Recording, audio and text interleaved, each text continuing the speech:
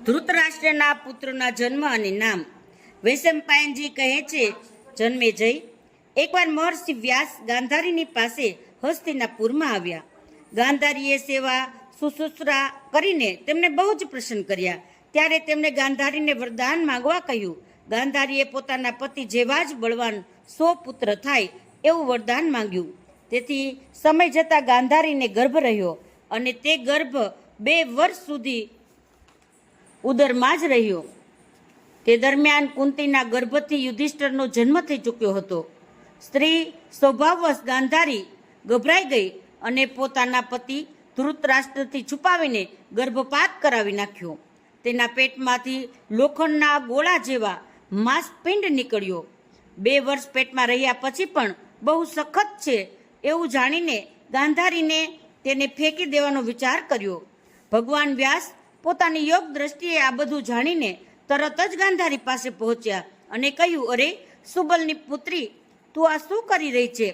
ગાંધારીએ બધી વાત મહર્ષિ વ્યાસને સાચે સાચી કહી દીધી.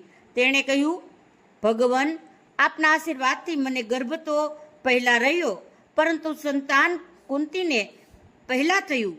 2 વર્ષ પેટમાં રહ્યા પછી પણ 100 પુત્રોના બદલે આ માંસપિંડ પેદા થયો છે. આવું કેમ થયું? વ્યાસજીએ કહ્યું, ગાંધારી, મારું વરદાન સત્ય થશે. મારી વાત ક્યારેય મિથ્યા થઈ શકતી નથી, કેમ કે મેં ક્યારેય હાંસીમાં પણ જૂઠું કહ્યું નથી. હવે તું તરત જ 100 કુંડ બનાવીને તે ઘીથી ભરી દે અને સુરક્ષિત સ્થાનમાં તેની સુરક્ષાનો વિશેષ પ્રબંધ કરી દે અને આ માંસપિંડ પર ઠંડા જળનો છંટકાવ કર. જળ છંટકાવથી તે પિંડના 100 ટુકડા થઈ ગયા. દરેક ટુકડો અંગૂઠાના ટેરવા જેવો હતો.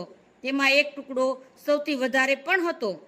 વ્યાસજીની આજ્ઞા પ્રમાણે જ્યારે બધા ટુકડા કુંડોમાં રાખી દેવામાં આવ્યા ત્યારે તેમણે કહ્યું કે આને 2 વર્ષ પછી ખોલજો. આટલું કહીને તેઓ તપસ્યા કરવા માટે હિમાલય ચાલ્યા ગયા.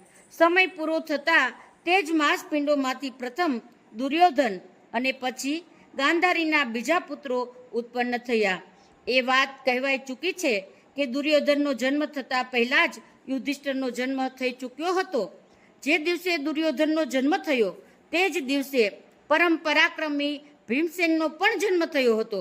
દુર્યોધન જન્મતાની સાથે જ ગધેડાની જેમ ભૂકવા લાગ્યો. તેનો અવાજ સાંભળીને ગધેડા, શિયાળ, ગીધ અને કાગડા પણ બૂમો પાડવા લાગ્યા. જોરથી આંધી ચાલવા લાગી. કેટલીક જગ્યાએ આગ લાગી ગઈ.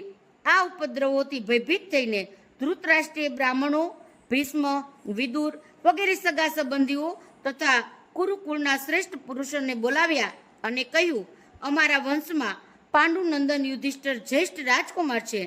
તેમને તો તેમના ગુણોને કારણે જ રાજ્ય મળશે. એ વિશે મારે કંઈ કહેવું નથી. યુધિષ્ઠિર પછી મારા આ પુત્રને રાજ્ય મળશે કે નહીં તે વાત તમે લોકો જણાવો. હજી તેમની વાત પૂરી પણ થઈ ન હતી કે માંસાહારી જંતુઓ, શિયાળ વગેરે બૂમો પાડવા લાગ્યા. આ અમંગળના એંધાણ જેવા અપશુકનોને જોઈને બ્રાહ્મણો સહિત વિદુરજીએ કહ્યું, રાજન, તમારા આ જ્યેષ્ઠ પુત્રના જન્મ સમયે જેવા અશુભ લક્ષણ પ્રગટ થઈ રહ્યા છે તેમનાથી તો લાગે છે કે તમારો આ પુત્ર કુળનો નાશ કરનાર થશે. તેથી તેનો ત્યાગ કરવામાં જ શાંતિ છે. આને પાળી પોષીને મોટો કરવામાં દુઃખ ઉઠવવું પડશે. જો તમે તમારા કુળનું કલ્યાણ ઈચ્છો છો તો 100માં 1 ઓછો હતો એમ સમજીને આનો ત્યાગ કરી દો અને પોતાના કુળનું અને જગતનું મંગળ કરો. શાસ્ત્રો સ્પષ્ટ શબ્દોમાં કહે છે કે કુળને માટે એક મનુષ્યનું, ગામને માટે એક કુળનો, દેશને માટે એક ગામનો અને આત્મકલ્યાણ માટે આખી પૃથ્વીનો પરિત્યાગ કરી દેવો. બધાના સમજાવવા છતાં પણ પુત્ર સ્નેહવશ રાજા ધૃતરાષ્ટ્ર દુર્યોધનનો ત્યાગ ન કરી શક્યા. તે 101 ટુકડામાંથી 100 પુત્રો અને 1 કન્યા ઉત્પન્ન થઈ. જે દિવસોમાં ગાંધારી ગર્ભવતી હતી અને ધૃતરાષ્ટ્રની સેવા કરવામાં અસમર્થ હતી તે દિવસોમાં એક વૈશ્ય કન્યા તેમની સેવામાં રહેતી હતી અને તેના ગર્ભથી તે જ વર્ષ ધૃતરાષ્ટ્રનો યુયુત્સુ નામક પુત્ર થયો હતો. તે ખૂબ જ યશસ્વી અને વિચારશીલ હતો. જન્મેજય, ધૃતરાષ્ટ્રના પુત્રના નામ ક્રમશઃ આ પ્રમાણે છે.